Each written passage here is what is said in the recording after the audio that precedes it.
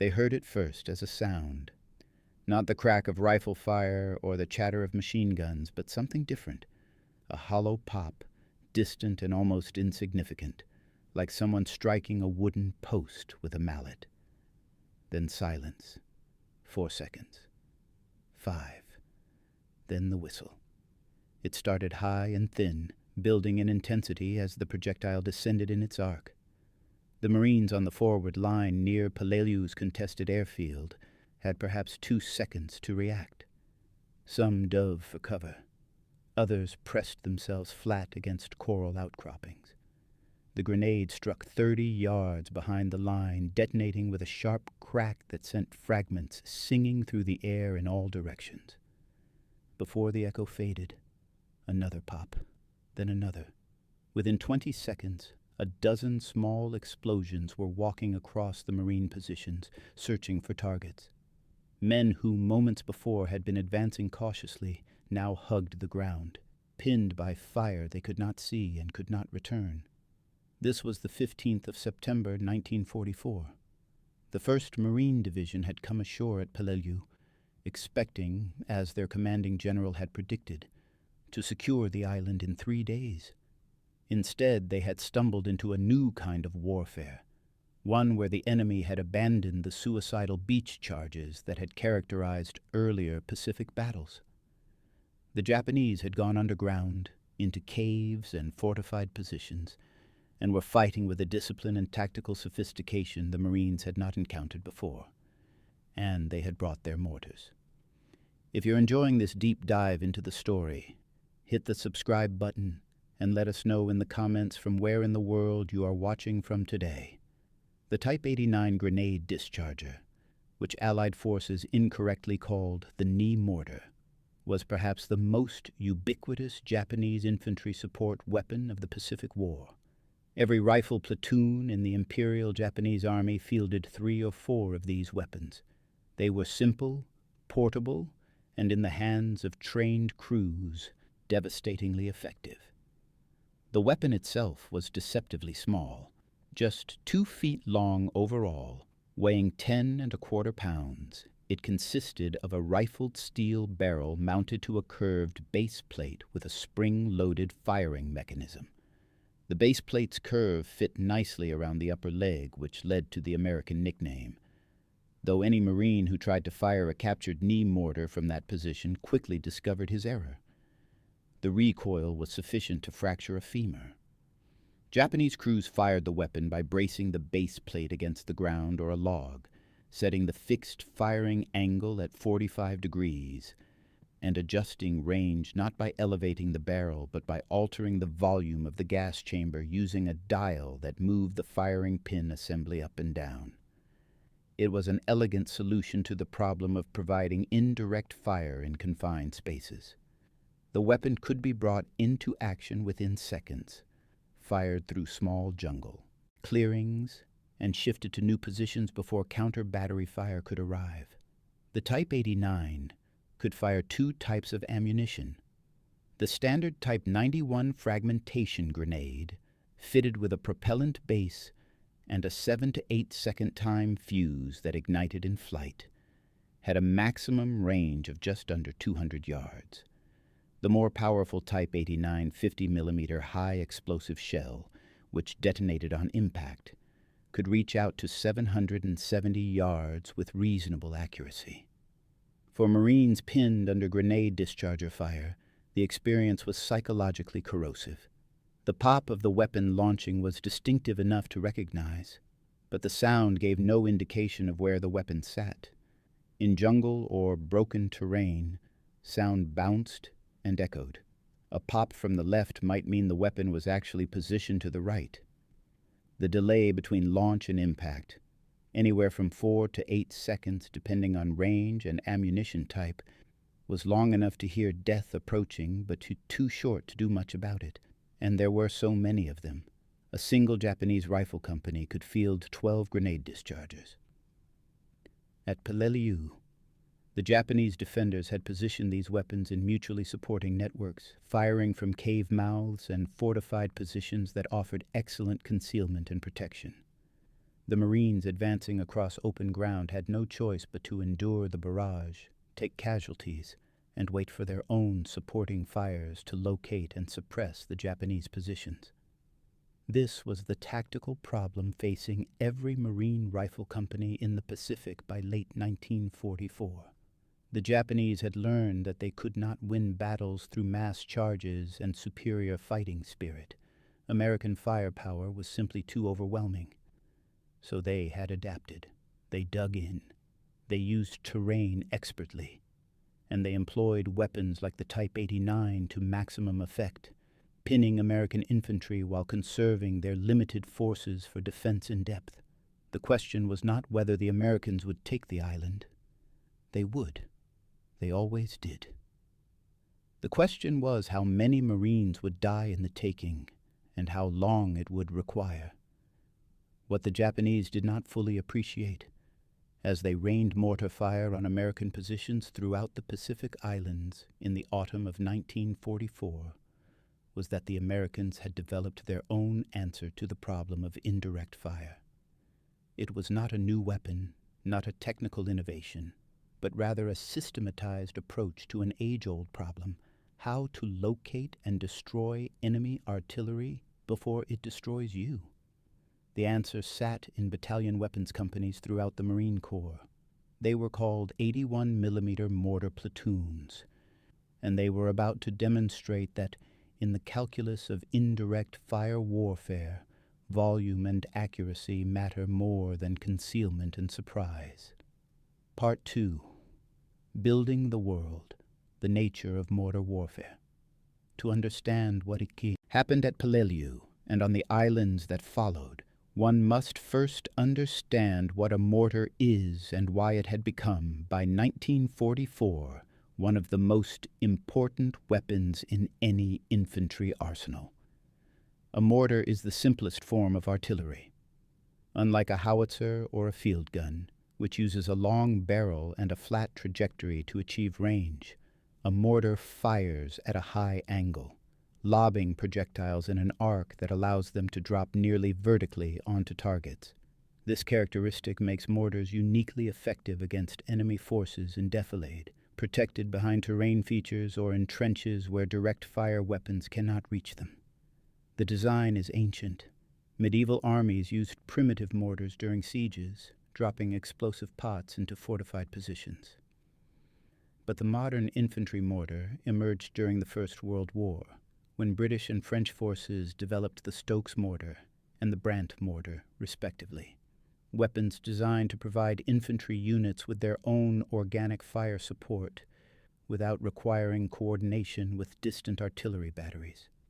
The principle was brilliantly simple. A smooth or rifled metal tube, closed at one end by a base plate and supported at the other by a bipod. The crew dropped a finned projectile down the tube. At the bottom, a fixed firing pin struck the projectile's primer, igniting a propellant charge that launched the round skyward.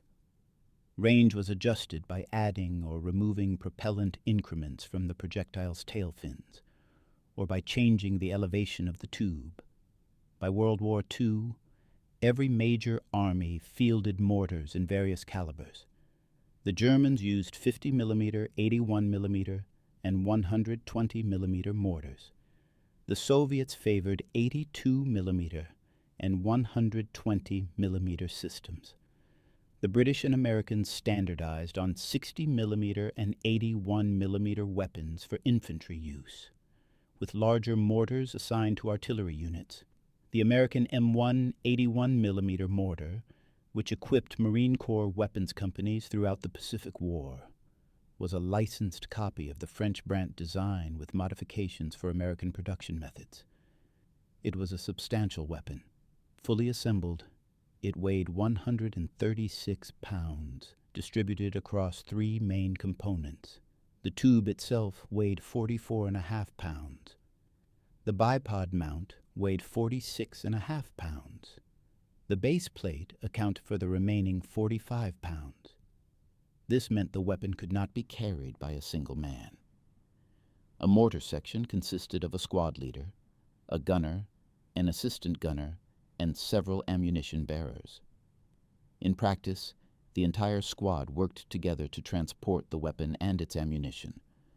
When speed was essential, the mortar could be broken down and carried by 3 men, each bearing one component. For longer movements, or when the tactical situation permitted, the entire assembly was often transported on the back of an M3 half-track, from which it could be fired without dismounting. The M1 could fire several types of ammunition. The standard high-explosive round weighed just under 7 pounds and could reach out to 3,290 yards, nearly 2 miles. A heavier 10-pound round with super-caliber fins that deployed when the projectile left the barrel had a shorter maximum range of 2,558 yards, but carried more explosive. White phosphorus smoke rounds were used for screening and marking targets. Illumination rounds, suspended beneath small parachutes, turned night into day for 60 seconds or more, exposing enemy movements. What made the 81mm mortar particularly valuable was not its range or its explosive power, though both were considerable. It was the weapon's responsiveness. A well-trained mortar crew could receive a fire mission, calculate firing data, and have rounds in the air within 2 minutes. The weapon could shift fires from one target to another almost instantly. It could engage targets in gullies, ravines, and behind ridges where artillery could not reach. And because it belonged to the battalion commander rather than to some distant artillery headquarters, it was always available. Marine doctrine in World War II called for 4 M1 mortars in each infantry battalion, organized as a platoon within the weapons company. Each mortar had an assigned forward observer, usually a corporal or sergeant, who accompanied the rifle companies and called for fire when targets presented themselves. The forward observer was the eyes of the mortar platoon. He located targets, determined their range and direction using map, compass, and simple geometric calculations, and transmitted fire missions to the mortar fire direction center. The fire direction center, usually positioned several hundred yards behind the front lines, received the observer's request, calculated the precise elevation and deflection settings needed to hit the target, and transmitted firing commands to the mortar crews. A skilled fire direction team could compute firing data in under a minute, faster if the target area had been pre-plotted and the necessary calculations prepared in advance. This system worked well when the observer could see the target and had time to adjust fire. The observer would call for a single round, observe where it struck, determine the correction needed, and adjust subsequent rounds onto the target. With practice, a good observer could achieve a first-round hit. More commonly, it required 3 to 5 rounds to bracket the target and then saturate it with fire for effect. But what happened when the observer could not see the target? What happened when the enemy was firing from concealed positions, from cave mouths, or from behind ridges, and the only indication of his location was the sound of his weapons and the trajectory of his incoming fire?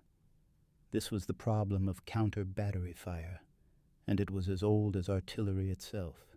Part 3. The Evolution of Counter-Battery Techniques. In the First World War, when armies faced each other across static trench lines and artillery dominated the battlefield, locating and destroying enemy guns became a critical mission. The British, French, and Germans all developed techniques for finding hostile batteries. The simplest method was aerial reconnaissance. Observation aircraft flying low over enemy lines could sometimes spot gun positions by the muzzle flash when they fired, or by the distinctive signatures of disturbed earth and camouflage netting. Aerial photography provided more detailed analysis, but required time to process film and interpret images. A more immediate method was flash spotting.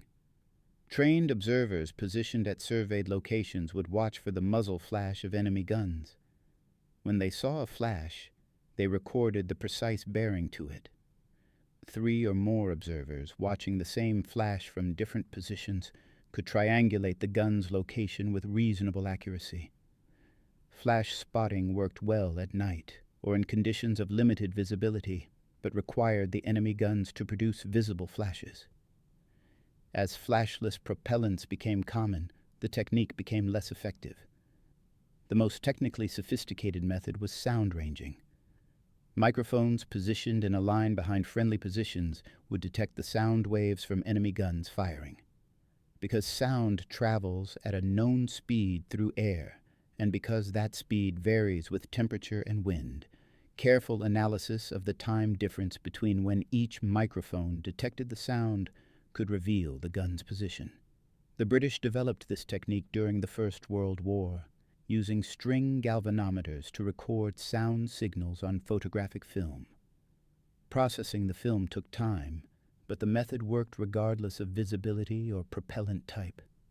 By World War II, both flash spotting and sound ranging had become routine in European theaters, where the battlefield was relatively open and the technical infrastructure existed to support these methods. Survey units with specialized equipment operated at course level, providing counter-battery intelligence to artillery headquarters. But in the Pacific, the situation was different. The terrain was jungle, broken and concealed. Flash spotting was nearly impossible through dense vegetation.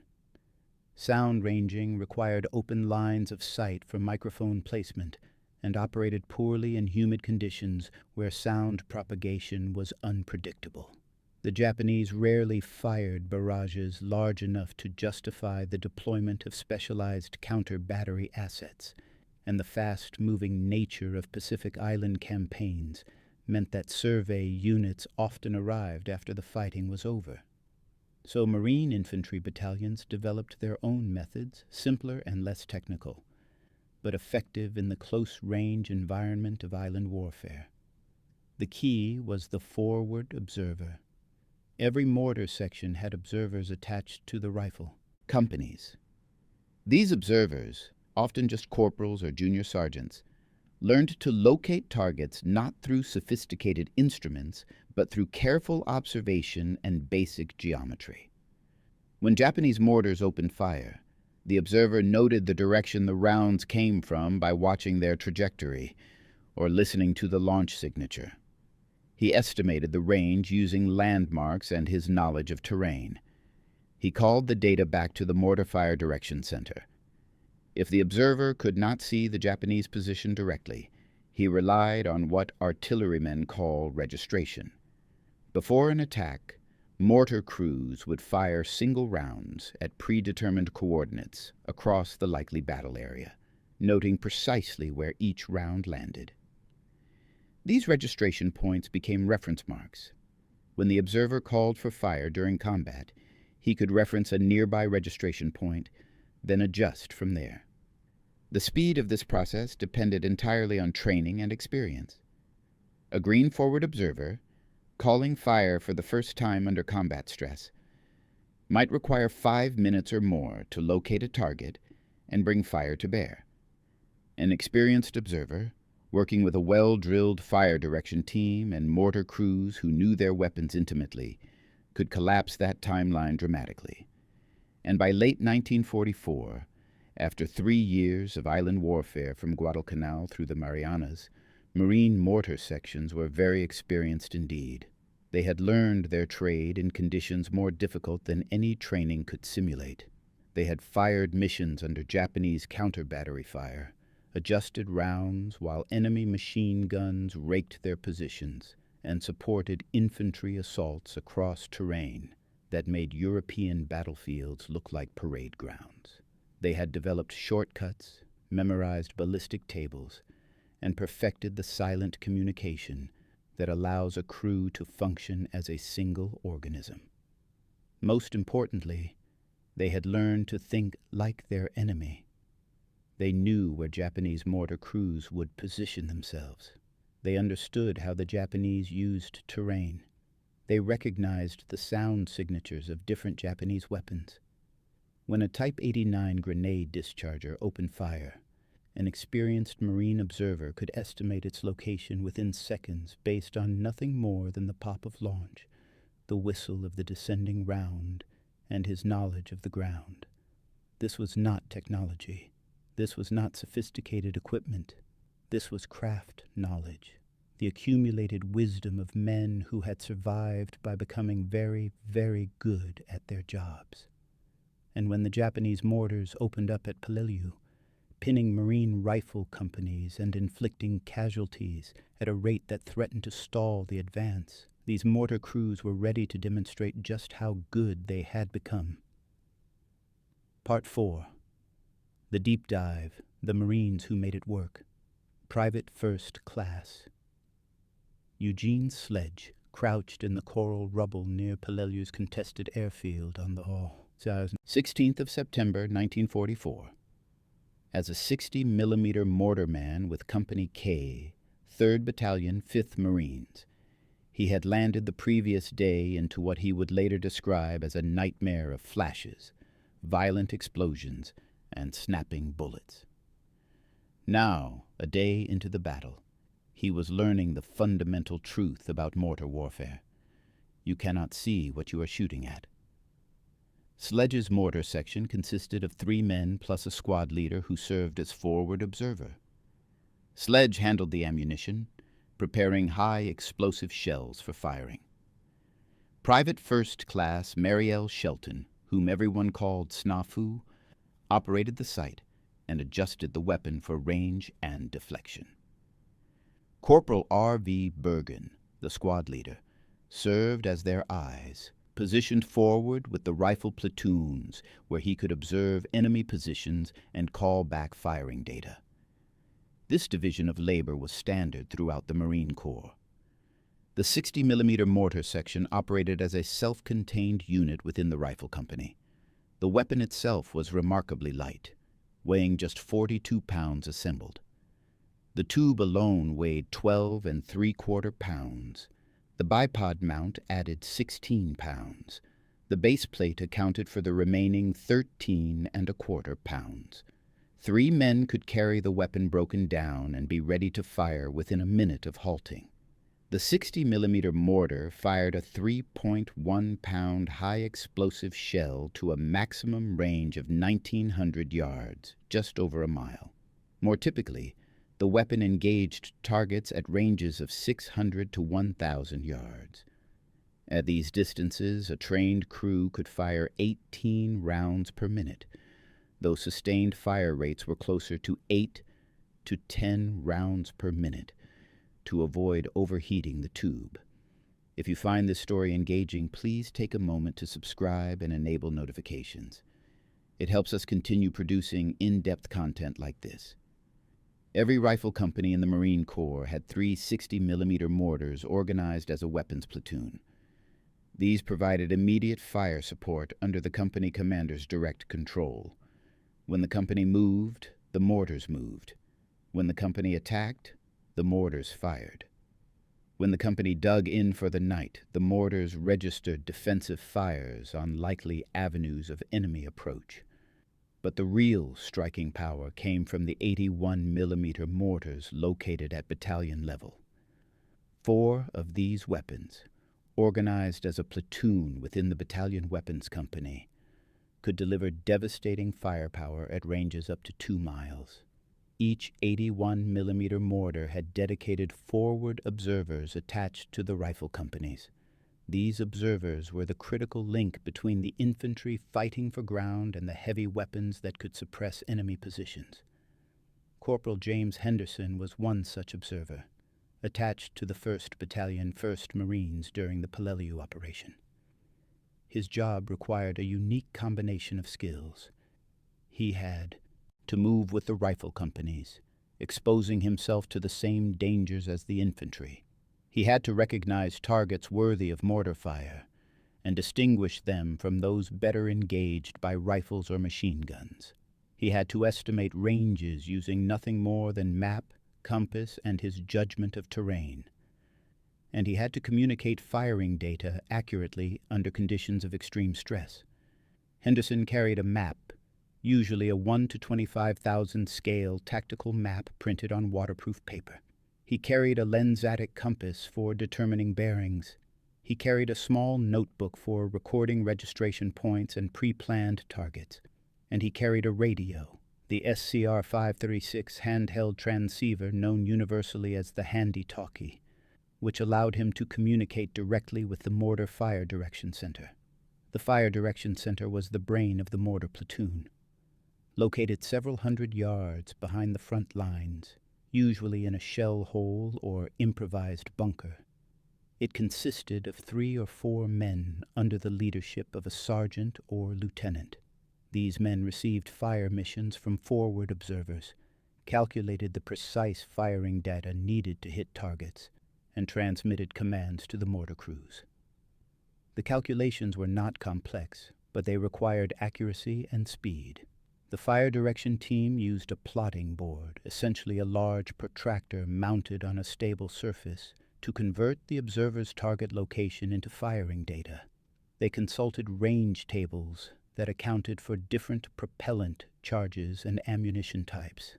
They factored in wind, temperature, and the specific characteristics of each mortar tube, which could vary slightly due to wear and manufacturing tolerances. A well-trained fire direction team could compute firing data in under 60 seconds.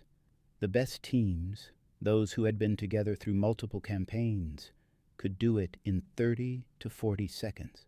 They memorized the most common firing solutions.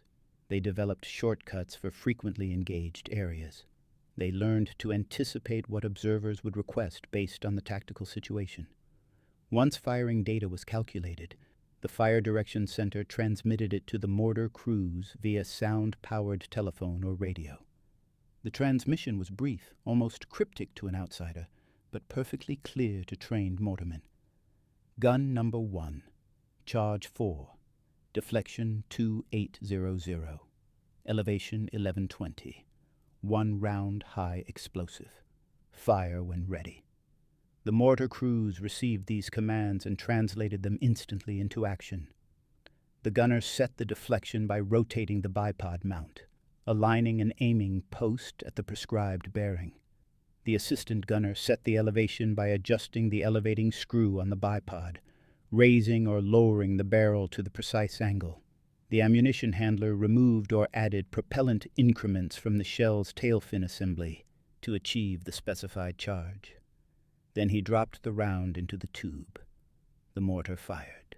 With a distinctive thump, louder than a grenade discharger but quieter than artillery. The 3.1-pound shell for a 60-millimeter mortar, or the nearly 7-pound shell for an 81-millimeter weapon, arced skyward at hundreds of feet per second. At the top of its trajectory, it slowed, then plunged downward, accelerating again under gravity. Time of flight varied with range and charge, but for typical engagements it was 15 to 30 seconds from firing to impact. The forward observer watched for impact. When he saw the explosion, he noted where it struck relative to the target. If the round fell short, he called for an increase in range. If it went long, he called for a decrease. If it landed left or right of the target, he adjusted deflection. With each correction, the Fire Direction Center recalculated, and the mortars fired again. This process, called adjustment fire, continued until the observer confirmed that rounds were hitting the target.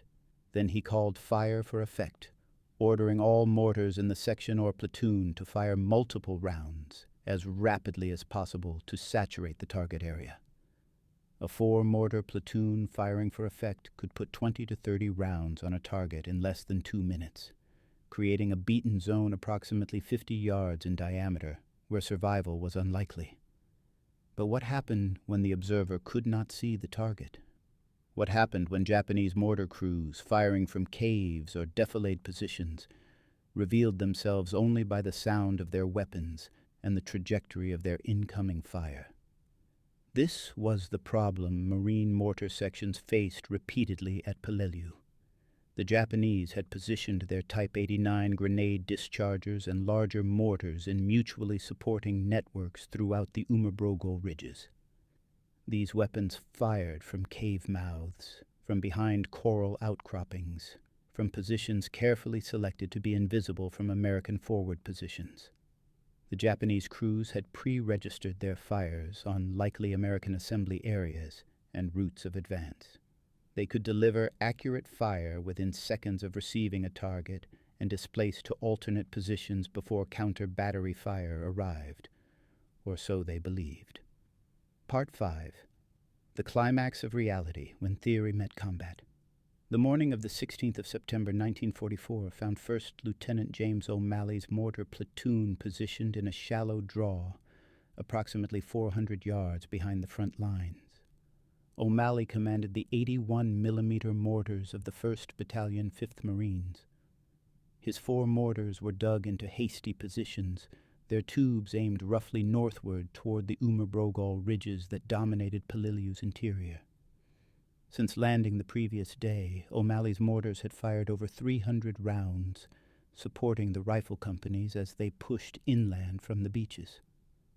The crews were exhausted, dehydrated in the 115-degree heat, and increasingly aware that they faced an enemy more sophisticated than any they had encountered in previous campaigns. Around 0930 hours, the sound of Japanese mortar fire erupted from the ridges to the north. O'Malley heard the distinctive pop-pop-pop of Type 89 grenade dischargers, perhaps a dozen weapons firing in rapid succession.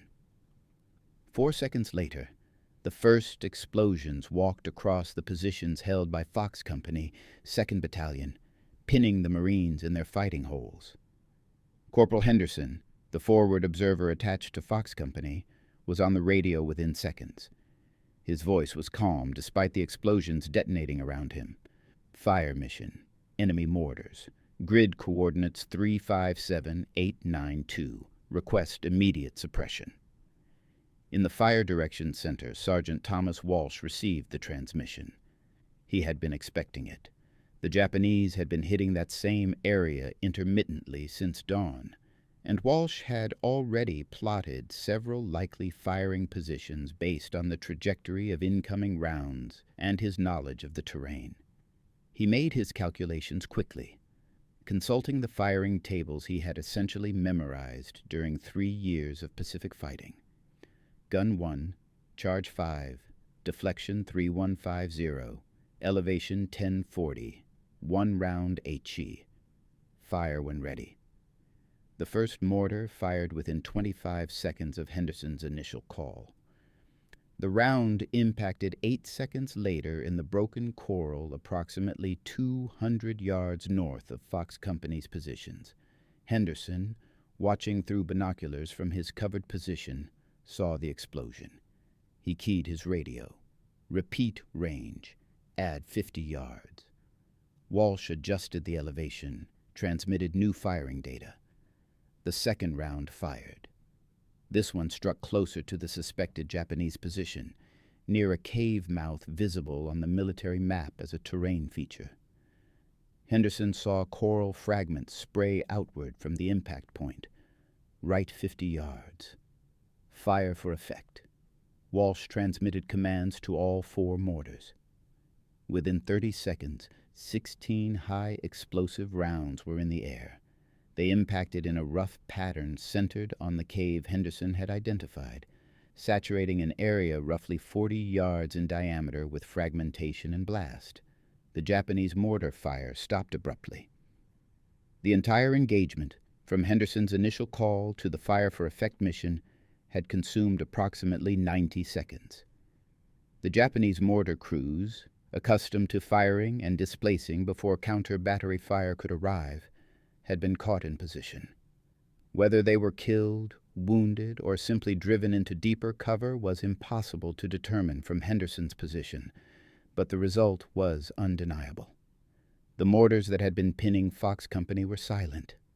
This pattern repeated throughout that morning and into the afternoon. Japanese mortars would open fire on American positions.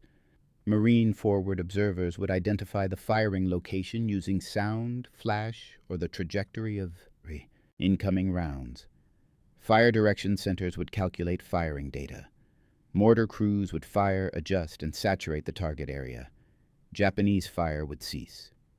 What made this process effective was not sophisticated equipment or advanced technology.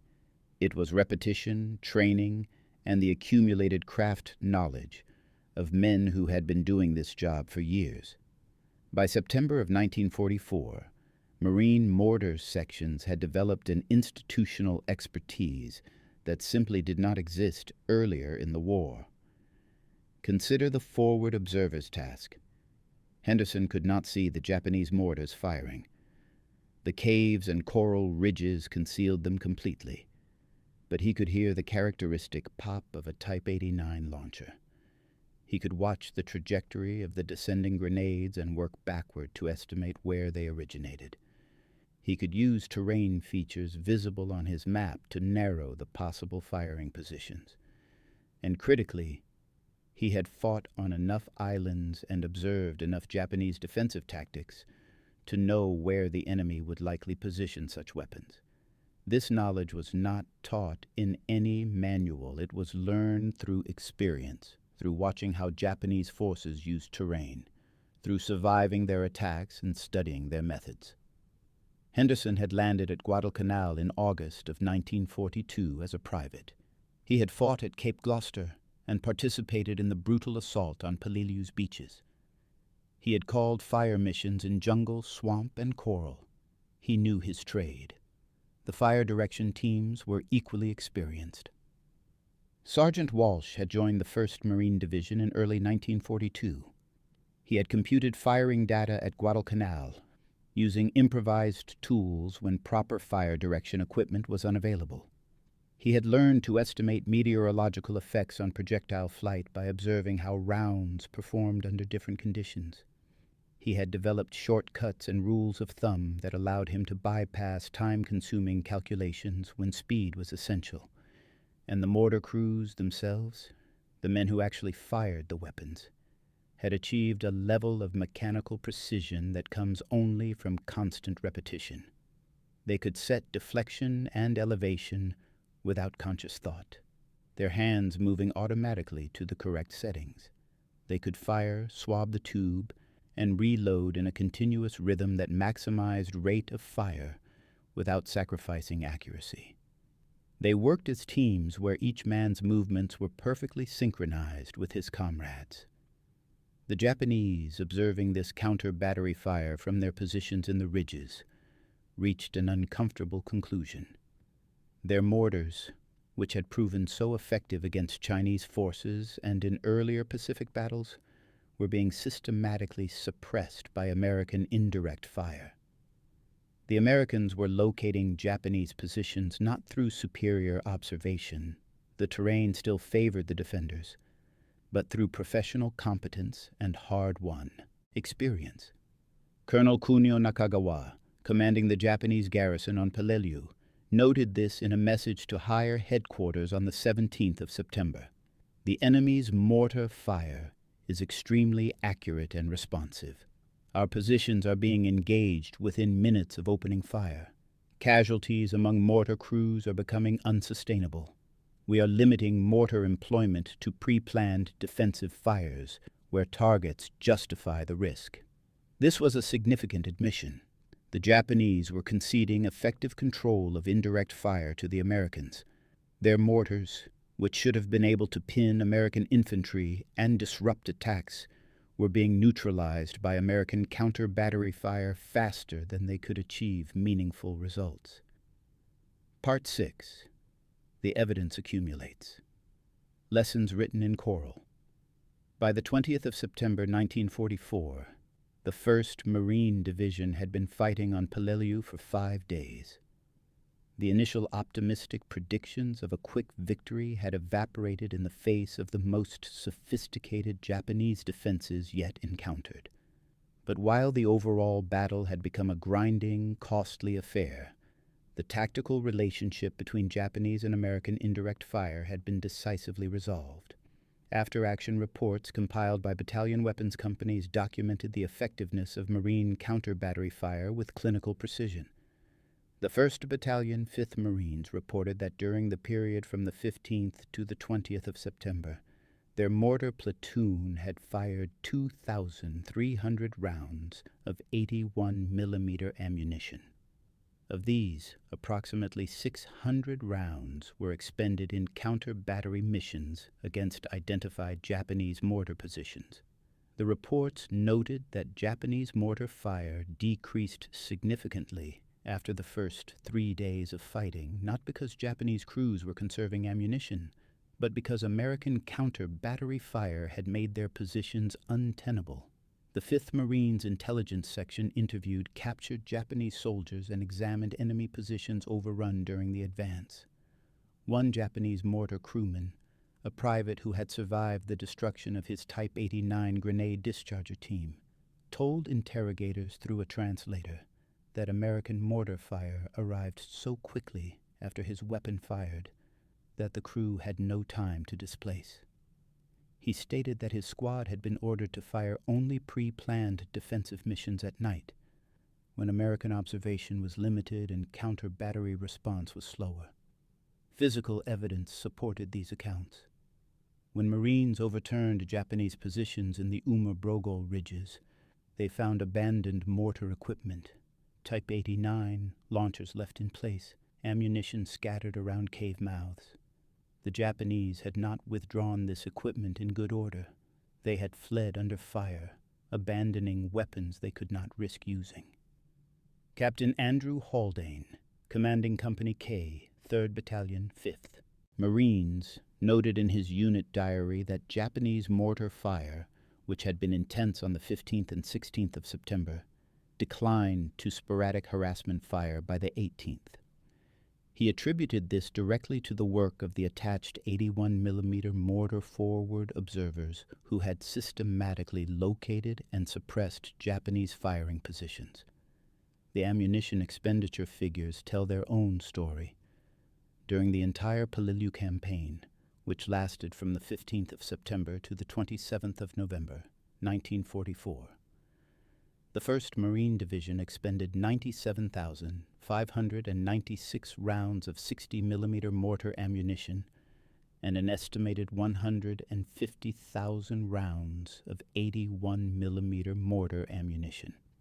These figures, compiled by the Division Ordnance Section, represented an average of approximately 1,000 mortar rounds fired per day across the entire division. By comparison, Japanese forces on Peleliu, which had begun the battle with stockpiles of mortar ammunition in fortified caves, were reduced to rationing their indirect fire by the end of September. American patrols recovering Japanese documents found fire plans that explicitly limited mortar usage to targets of opportunity that justified the risk of counter-battery fire.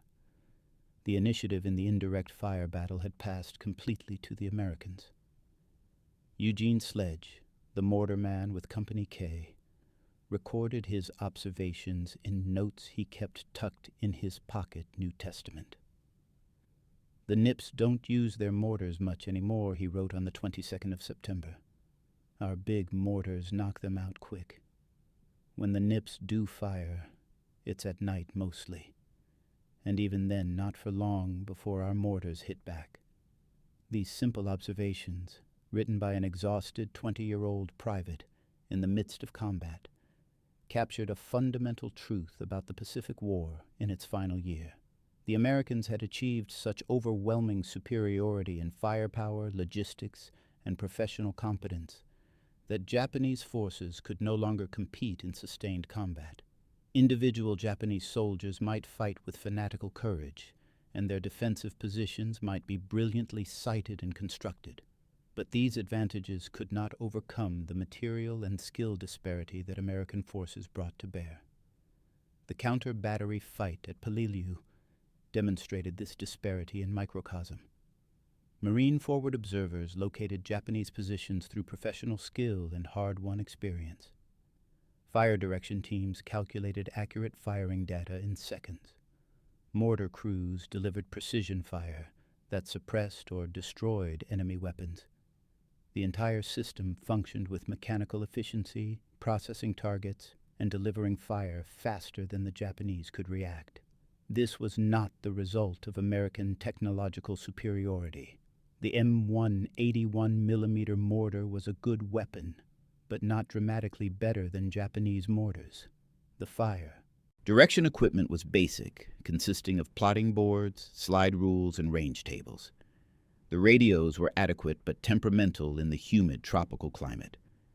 What made the system work was not the equipment, but the men using it and the institutional knowledge they embodied. By late September, as the Marines ground slowly through the Umabrogol ridges in some of the most difficult fighting of the Pacific War, the tactical lesson about mortar warfare had been thoroughly learned on both sides. The Americans knew their counter-battery procedures worked. They knew they could suppress Japanese indirect fire faster than the enemy could suppress theirs. This knowledge informed their tactics for the rest of the war, from Iwo Jima to Okinawa. The Japanese knew they had lost control of the indirect fire battle. They knew their mortars, once a reliable source of firepower, were now liabilities that drew devastating counter-battery fire. This realization, documented in captured orders and interrogation reports, forced changes in Japanese tactics. Mortars would be used sparingly, if at all. The emphasis shifted even more heavily toward direct-fire weapons positioned in caves and bunkers, where American counter-battery fire was less effective. Neither side publicized these lessons. There were no press releases celebrating Marine mortar crews' effectiveness at counter-battery fire. There were no headlines about Japanese mortars being suppressed within minutes of opening fire. The truth emerged only in after-action reports, unit diaries, and the private observations of men like Eugene Sledge, who lived through the experience and recorded what they saw. But the truth was undeniable. In the calculus of mortar warfare in the Pacific theater by late 1944, the Americans had achieved decisive superiority, not through some wonder weapon or technological breakthrough, but through the patient accumulation of experience, the systematic training of competent crews, and the development of procedures that worked under the extreme stress of combat. The Japanese mortars that had pinned Marines on Peleliu's beaches on the 15th of September were largely silent by month's end, not because the Japanese had run out of ammunition or lost their fighting spirit, but because American counter-battery fire had made their employment suicidal.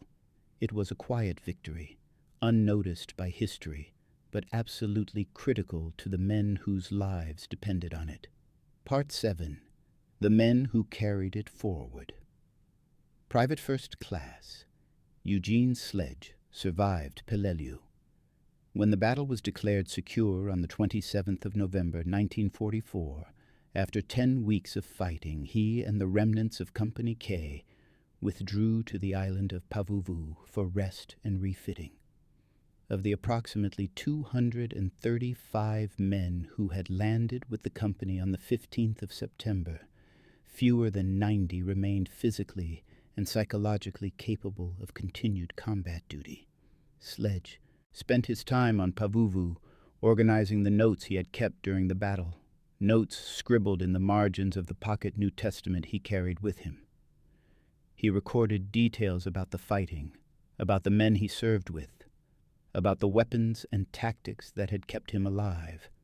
Among these notes were observations about American mortar fire and its effectiveness against Japanese positions. In April of 1945, Company K boarded ships for the assault on Okinawa. Sledge, now an experienced combat veteran, understood what awaited him.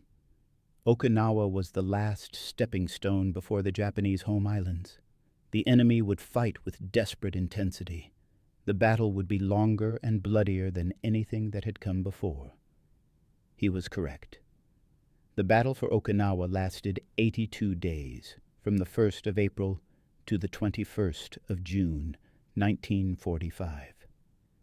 Sledge's mortuary section fired thousands of rounds, supporting the rifle companies as they fought through a landscape of mud, rain, and fortified positions that made Peleliu seem almost merciful by comparison. Japanese mortar fire was constant, but so was American counter-battery response. The tactical patterns established at Peleliu repeated at Okinawa, with Marine forward observers locating Japanese positions and bringing down suppressive fire within minutes. The statistics from Okinawa documented the overwhelming firepower disparity. The 10th Army, which included both Marine and Army divisions, expended over 63,000 tons of artillery and mortar ammunition during the campaign. This figure translated to approximately 900 rounds per enemy soldier killed or captured. Japanese forces, increasingly starved of supplies as American submarines dominated the sea lanes around Okinawa, rationed their mortar ammunition carefully and used it only when targets justified the risk of American counter-battery fire. When the atomic bombs fell on Hiroshima and Nagasaki in August of 1945, followed by Japan's surrender on the 15th of August, Sledge was on Okinawa with Company K, preparing for what he believed would be an invasion of the Japanese home islands. The news came as relief mixed with disbelief. The war that had dominated his entire adult life was over. He had survived. Sledge returned to the United States in February of 1946 and was discharged from the Marine Corps. He enrolled at Auburn University, then known as Alabama Polytechnic Institute, where he joined the Phi Delta Theta fraternity and pursued degrees in biology. He found his salvation in science, in the close study of nature that kept the nightmares of Peleliu and Okinawa at bay. He earned a Bachelor of Science in Business Administration in the summer of 1949, then returned to Auburn for graduate work in biology, receiving a master's degree in 1955 and eventually a doctorate. He married Jeanne Arsenault and had 2 sons. He taught biology at the University of Montevallo in Alabama from 1962 until his retirement in 1990, specializing in zoology, ornithology, and comparative vertebrate anatomy. His students found him demanding but approachable, a professor who brought precision and care to his teaching. Most of them never knew about his war service unless they asked directly. But the war stayed with him. The nightmares persisted for decades. He dreamed of going back to the lines during the bloody month of May on Okinawa, dreams that came even after the nightmares about Peleliu had finally faded. At his wife's urging, he began in the late 1970s to organize his wartime notes into a coherent narrative. He wrote quickly, as if taking dictation, often getting up in the middle of the night to work. The result was With the Old Breed, at Peleliu and Okinawa, published in 1981 by a small scholarly press. The book received immediate critical acclaim. Military historian Paul Fussell called it one of the finest memoirs to emerge from any war.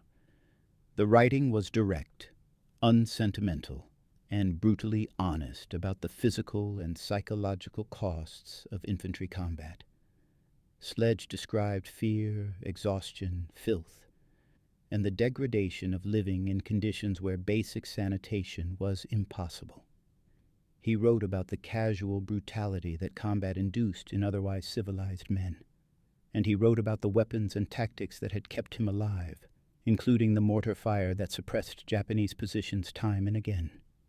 The book became a classic of American war literature, reprinted multiple times, and eventually serving as source material for Ken Burns's PBS documentary The War in 2007 and HBO's miniseries The Pacific in 2010. Sledge died on the 3rd of March, 2001, at age 77. His pocket New Testament, with its margins filled with handwritten notes from Peleliu and Okinawa, was formally donated to the Library of Congress in August of 2025, preserved alongside other national artifacts as part of American collective history. Corporal James Henderson, the forward observer who had called fire missions at Peleliu, survived the war and returned to civilian life. Like many veterans, he rarely spoke about his experiences. his contribution to American victory, the countless fire missions he had called that suppressed Japanese positions and saved Marine lives, went largely unrecorded, except in unit records that gathered dust in military archives.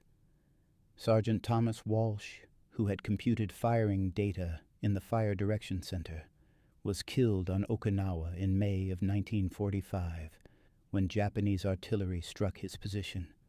He was 24 years old. His expertise, developed over 3 years of Pacific combat, died with him. The Marine Corps had hundreds more like him, men who had learned their trade through hard experience and who applied that knowledge with deadly efficiency. Lieutenant James O'Malley survived both Peleliu and Okinawa. He remained in the Marine Corps after the war, serving during the Korean War, where the lessons learned in the Pacific were applied again against a different enemy in different terrain. He retired as a colonel in 1963, his career a testament to the professional competence that had characterized Marine artillery and mortar units throughout World War II. These men, and thousands like them, returned to civilian life carrying knowledge that could not be taught in any classroom. They had learned under conditions of extreme stress how to locate targets, compute firing data, and deliver accurate fire faster than their enemies could react. They had developed procedures that worked, not in theory, but in the chaos of actual combat. And while their individual contributions were rarely celebrated, their collective achievement had been decisive. Part 8. The Legacy in Later Campaigns. The tactical lessons learned at Peleliu about mortar counter-battery fire were immediately applied at subsequent battles. When the 3rd, 4th, and 5th Marine Divisions assaulted Iwo Jima on the 19th of February 1945, their mortar sections brought with them the accumulated experience of 3 years of island warfare. Iwo Jima presented unique challenges. The Japanese commander, Lieutenant General Tadamichi Kuribayashi, had constructed perhaps the most sophisticated defensive system yet encountered in the Pacific. 11 miles of tunnels connected hundreds of fortified positions. Artillery and mortar positions were dug into caves with multiple firing ports and escape routes. The defenders had orders to avoid wasteful banzai charges and instead fight from prepared positions, conserving ammunition and inflicting maximum casualties. Marine mortar crews responded with the same systematic approach that had worked at Peleliu. Forward observers identified Japanese firing positions through careful observation. Fire direction teams calculated firing data with practiced efficiency.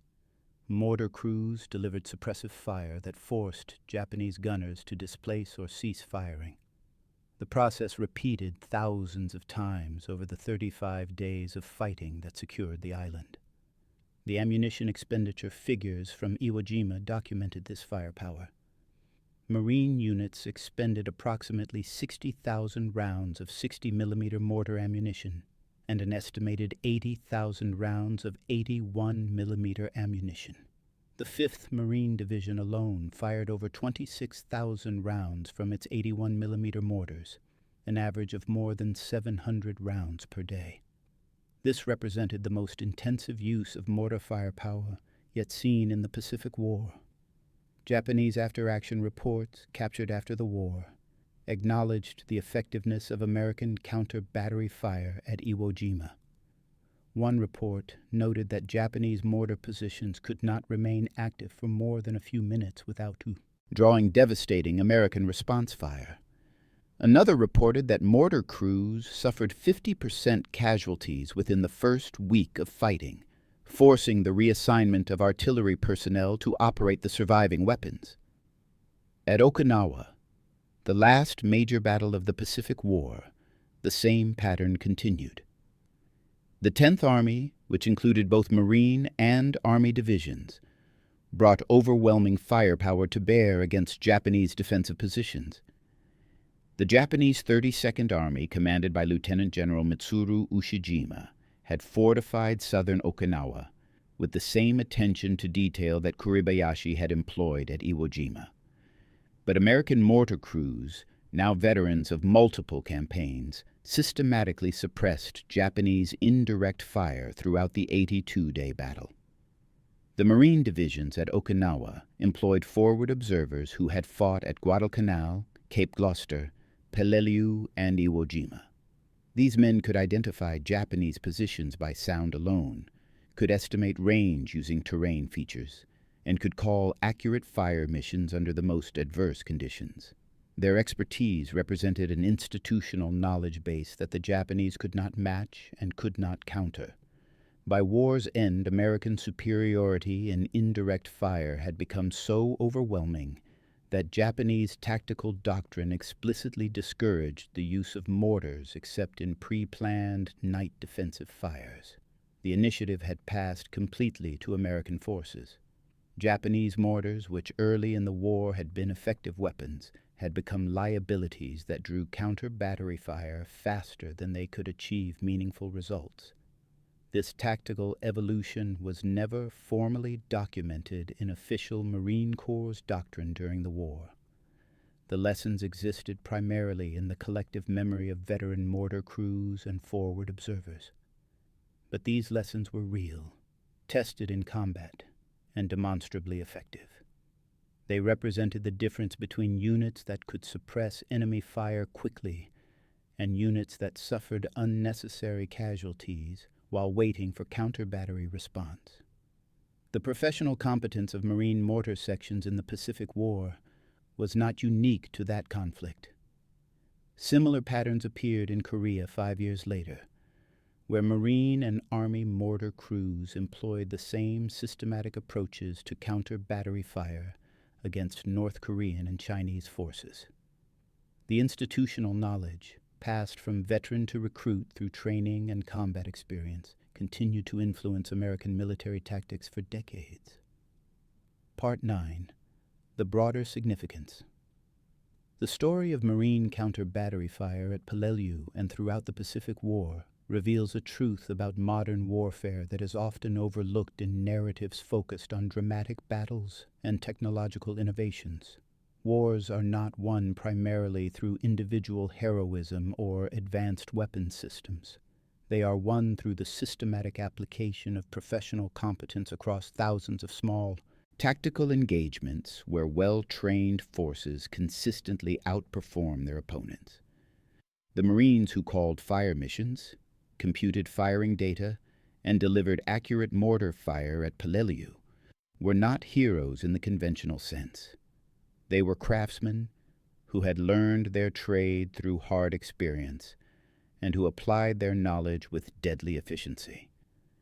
Their work was technical, unglamorous, and rarely visible to anyone outside their immediate units. But it was absolutely essential. Consider what American superiority in mortar counter-battery fire meant for the infantry riflemen advancing across Pacific Islands. It meant that Japanese mortar fire, while still dangerous, was less sustained and less accurate than it might otherwise have been. It meant that Japanese crews could not remain in position long enough to register their fires effectively. It meant that the psychological burden of enduring indirect fire without response was lifted because the riflemen knew their own mortars would suppress the enemy within minutes. These effects accumulated across hundreds of engagements. Each time a Japanese mortar position was forced to displace or cease firing, American infantry could advance with slightly less risk. Each time a forward observer located a target and brought fire to bear quickly, American casualties were reduced by some small but real amount. Over weeks and months of fighting, these small tactical victories produced strategic results. The Japanese recognized this disparity but could do nothing about it. Their industrial capacity could not match American production of ammunition. Their training systems could not produce mortar crews and forward observers with the experience level of their American counterparts. Their tactical doctrine, developed for a different kind of war against different opponents, could not be adapted quickly enough to counter American firepower. By late 1944, Japanese military leadership understood that they were fighting a losing war. The question was not whether Japan would be defeated, but how long the defense could continue, and at what cost to the attacking forces. In this context, Japanese mortar crews were asked to perform an impossible task: to provide effective fire support against an enemy with overwhelming superiority in firepower, logistics, and professional competence. The American victory in the Pacific War was never in doubt once American industrial capacity was fully mobilized, but the speed of that victory and the casualties sustained in achieving it depended on countless tactical engagements where American forces consistently outperformed their opponents. The mortar counter-battery fight was one small part of this larger pattern, but it was representative of the whole. Eugene Sledge, writing decades after the war, understood this. He wrote not about great strategic visions or technological breakthroughs, but about the material reality of combat, the weight of equipment, the exhaustion of long marches, the fear of incoming fire, and the relief when American mortars suppressed Japanese positions. His memoir documented how wars are actually fought, at the level of squads and platoons where individual competence and unit cohesion determine who lives and who dies. The Marines who landed at Peleliu on the 15th of September 1944 did not know they were participating in a battle that would become a case study in the effectiveness of counter-battery fire. They knew only that Japanese mortars were pinning them down, and that their own mortars were responding with suppressive fire. The tactical dynamic was immediate and visceral, a matter of survival rather than historical significance. But looking back from the perspective of decades, the significance becomes clear. The American military had developed, through years of combat experience, a systematic approach to indirect fire that gave them decisive advantages in tactical engagements throughout the Pacific. This advantage was not the result of a single innovation or technological breakthrough. It was the product of institutional learning, professional training, and the accumulated craft knowledge of thousands of men who had learned their trade under the most demanding conditions imaginable. The Japanese mortars that had pinned Marines at Peleliu were eventually silenced, not through some dramatic counterstroke, but through the patient professional application of counter-battery fire by men who knew their jobs and executed them with precision. It was an unglamorous victory, the kind that rarely appears in popular histories of the war. But for the Marines whose lives depended on it, it was absolutely decisive. Thank you for watching. For more detailed historical breakdowns, check out the other videos on your screen now, and don't forget to subscribe.